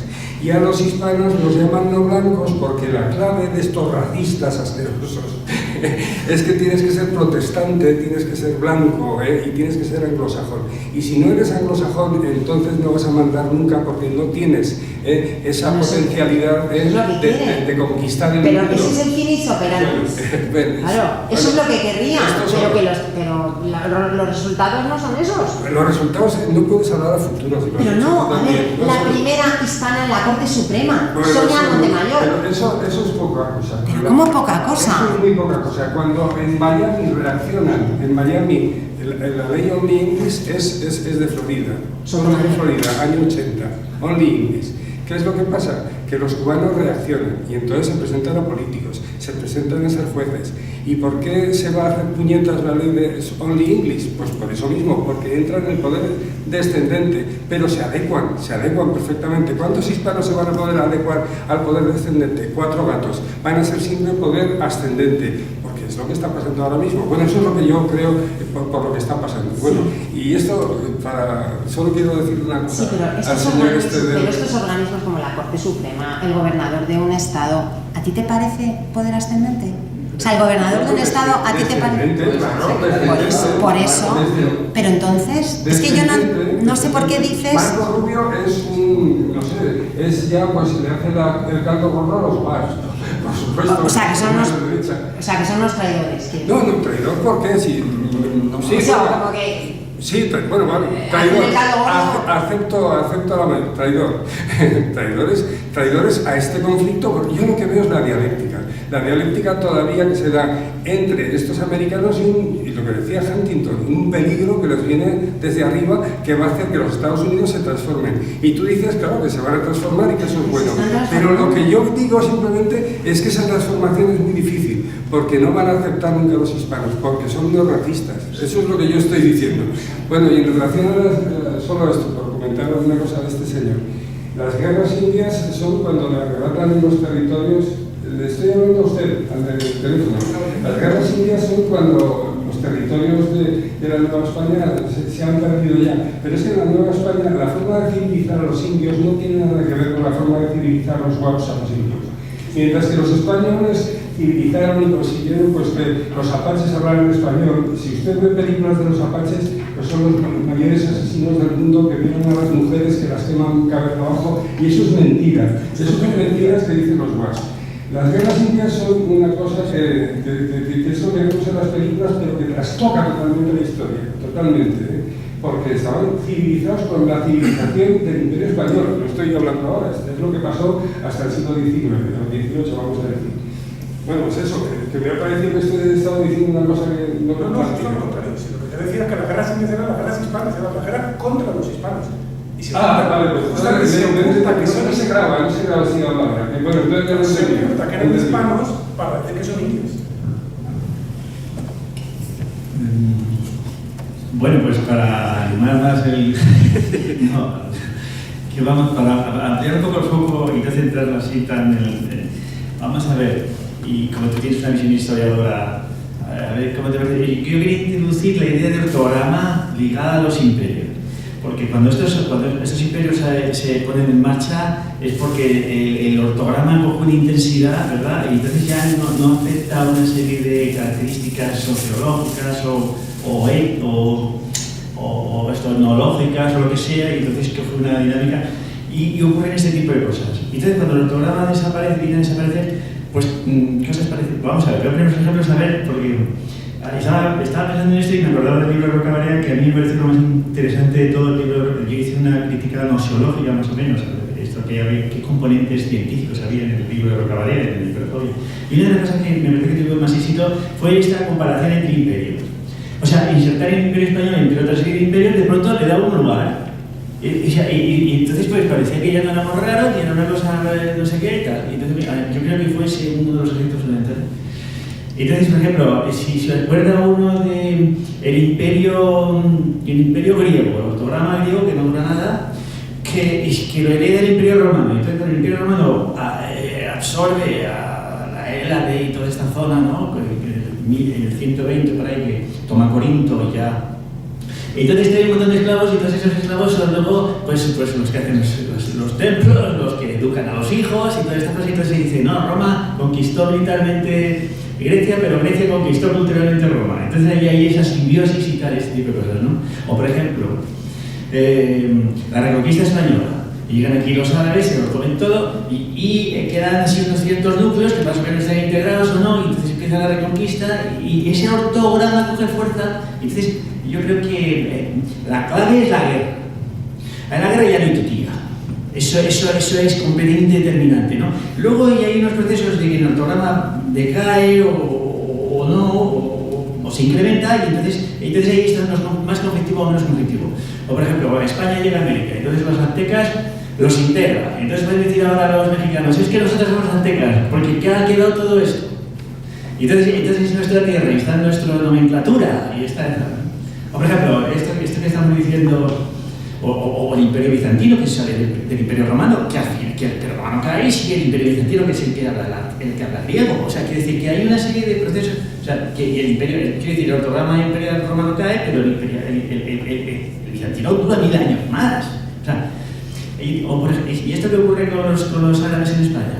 Entonces vienen a la reconquista, se echan de España los árabes, pero ahora están los árabes entrando con los hijos recuperando en Francia y todo esto, ya no te digo, tienen un colonialismo en toda la zona del norte de África y ahora ya es irreconocible en muchas partes de África. Porque ha decaído ese ortograma imperial, que diría yo que tenía Francia. En el caso español, Y en el caso estadounidense, pues puede ser algo parecido. Sencillamente, el ortograma imperial de Monroe, América para los americanos, que tiene un despliegue militar y todo esto, pero luego decae. Y entonces ya, claro, ahora se enteran de que ya está decayendo. Y entonces vuelven, por ejemplo, se enteran que está decayendo y entonces se lo están comiendo otra vez. Y entonces estos procesos de simbiosis, de caída, pues a lo mejor tienen que ver con esto, porque luego los resultados ya son otra cosa, ¿no? Ya no vuelves, es impresionante esto del hispanismo, es que no vas a volver a nada parecido, ¿no? O sea, es que la historia no para, o sea, y cambian y van a ser otros, o sea, totalmente. Ingenuidad. Sí, no, muchísimas gracias por decir esto, porque cuando ha dicho José Chulo de que España es el enemigo, claro, es que tiene que serlo, es que es el nuevo imperio, la tiene que triturar, y esto, lo que ha quedado es lo que ha quedado. Entonces, se trata de simplemente reconocer esas partes del Imperio Español que como restos están ahí, que tienen su actividad, y que en la medida en que se mantiene como parte de un país que no es tan rico culturalmente, como pasó con los griegos y los romanos, como para rechazarlo, y que son conscientes de la importancia que tiene en su pasado el papel de los españoles, simplemente. O sea, ya está. Entonces, ese enfrentamiento de bloque anglo-hispano, yo creo que no es real. Es más ideológico, que lo que señala José Chu es interesante porque es la ideología, pero es que esa ideología no funciona en la práctica. Y en la medida en que esa debilidad, es lo que tú acabas de decir, ¿verdad? En la medida en que el imperio está debilitado, es cuando sale este WASP ya, en el fondo, a destiempo. Cuando realmente es imposible, ¿no? Es imparable. Sí, o sea, sí, totalmente de acuerdo, claro. Hola, Milana. Muchas gracias por la presentación. La verdad, no tengo ninguna crítica más que propuestas de colaboración. Me ha parecido estupendo. Mi proyecto va en esa línea de promover la hispanidad en Estados Unidos, traducir la obra de Bueno al inglés para que le llegue a esos hispanovidenses que han perdido su lengua materna o que sencillamente no lo hablan pues, a nivel académico para leer. Imagínate, pero ya un hispanoparlante le cuesta leer a Bueno. Imagínate para alguien que lo aprendí, que el español lo ha aprendido ya de mayor, ya tal. Porque claro, yo creo que lo que se olvida es el fenómeno de la rehispanización, ¿no? Que está ocurriendo entre esas terceras, cuartas, sextas generaciones que dicen mi apellido Gómez y ¿por qué no hablo español? Y claro, tú ves por ejemplo, España es con Italia el lugar principal donde van a estudiar estudiantes estadounidenses en su semestre, en su Erasmus, digamos. En parte impulsado por eso. Y son muchos mexicoamericanos, chicanos, yo uso el término chicano, ¿no? De esa población, desde México les llamamos pochos, que es despectivo, ¿no? Aunque lo intentan ahora reivindicar, orgullo pocho, ¿no? Y claro, está ocurriendo este fenómeno de la rehispanización, donde debido a la utilización de estos antagonismos en la propia política estadounidense, de un Trump que por su propia imprudencia política, de repente se está poniendo sobre la mesa la cuestión nacional X, mexicana, chicana, hispanoamericana, como lo quieras decir, ¿no? Obviamente, la respuesta demócrata, la respuesta de la academia estadounidense es nadie es ilegal en tierra robada. Claro, aquí tiramos de nuestro lado y decimos nos lo robaron a nosotros, pero en realidad lo que está pensando todo el mundo es se lo robaron a los indios, porque yo ese eslogan lo he visto y con una imagen de un indio con la cresta. Entonces, claro, ahí esa es la dialéctica que está operando en la izquierda, digamos, en el progresismo. Hay una pugna entre el indigenismo, aquel que quiere borrar completamente la herencia hispana, y una suerte de latinoamericanismo panamericano que concuerda, digamos, con los planes y programas de AMLO, de Sheinbaum, ¿no? Del Partido Demócrata, de más o menos articular un proyecto continental en el que el español, bueno, está ahí, pero olvídate de España. Y olvídate del virreinato, no existió el virreinato, eso era el virreinato de México, como lo que se inventó Sheinbaum hace poco, ¿no? Estados Unidos de México, ¿no? O sea, se lo inventan.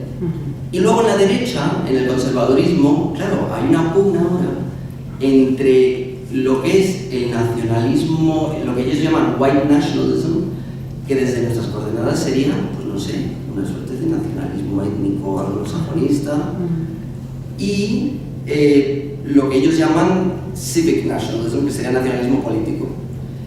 Y lo interesante es que de repente hay hispanos, o sea, un poco contestando a lo que decía Joséchu, ¿no? De que claro, son traidores. Pero claro, bueno, sí, pero estoy sacándotelo. Claro, pero me recuerda a lo que dicen, por ejemplo, muchos, esto no le va a gustar a Joséchu, lo que dicen muchos comunistas hispanoamericanos, ¿no? Cubanos, venezolanos, ¿no? Que son gusanos.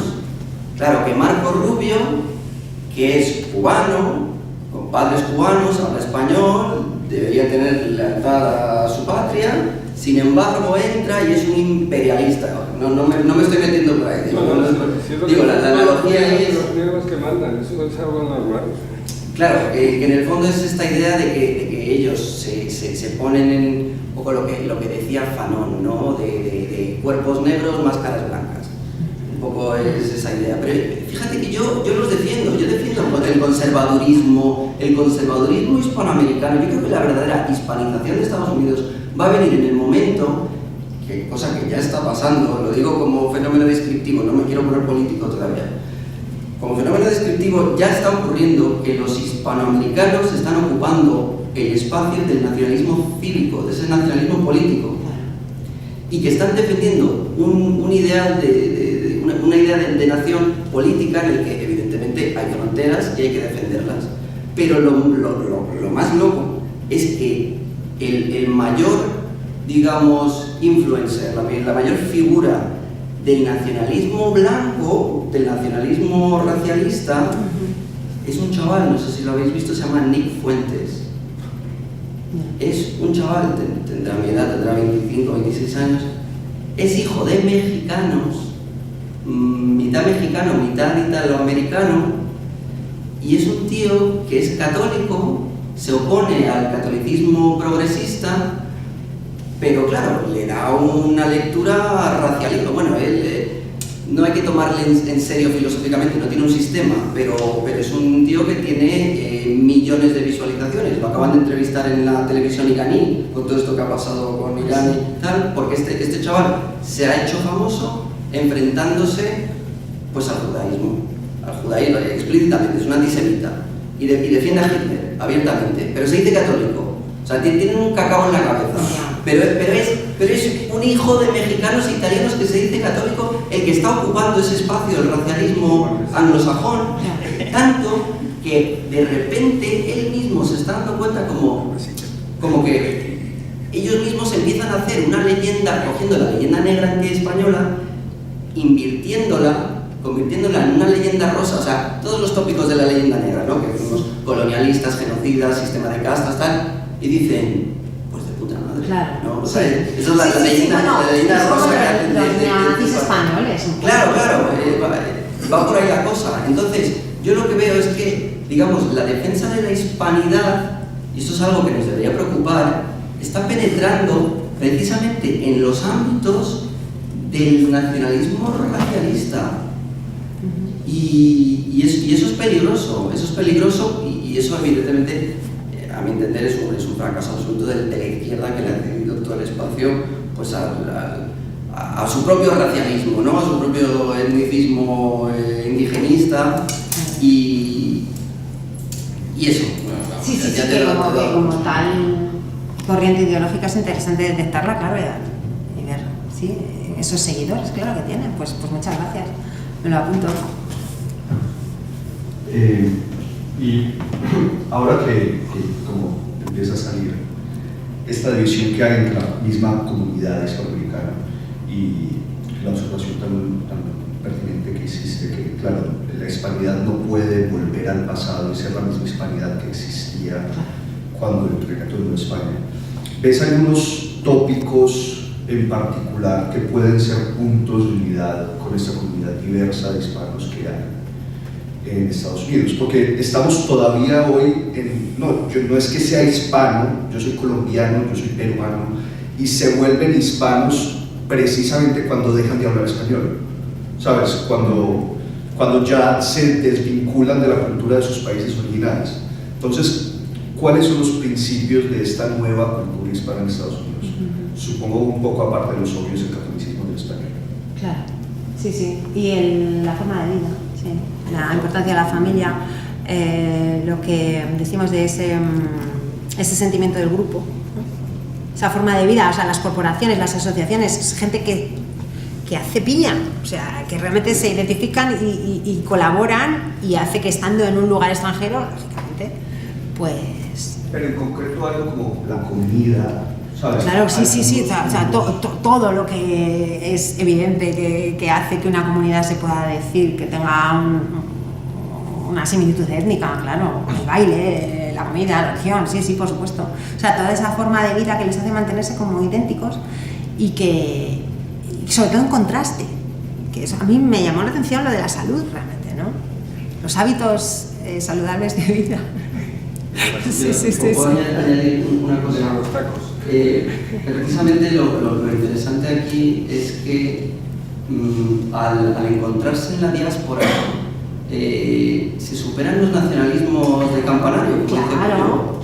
Y eso es lo interesante, ¿no? Entonces a mí, yo siempre lo comento, por ejemplo, con compañeros mexicanos, ¿no? Y se sorprenden, bueno, y aquí en España se sorprende mucha gente cuando les digo que yo creo que hay bastante más recepción de estas ideas de la hispanidad, de la defensa del legado del imperio en Estados Unidos que en el propio México. Está clarísimo. En el propio México, ¿por qué? Pues porque ahí es donde se encuentran los mexicanos con guatemaltecos, con puertorriqueños, con colombianos, y se dan cuenta de que, joder, totalmente. O sea, la historia nacional que nos han contado hay que cuestionarla. Claro, y porque están en una plataforma imperial, o sea, y eso es lo interesante, que están en una sociedad que tiene ese mecanismo que decía Luis del imperio, y entonces se hace que ahí realmente den una actividad y produzcan y estén, digamos, interesados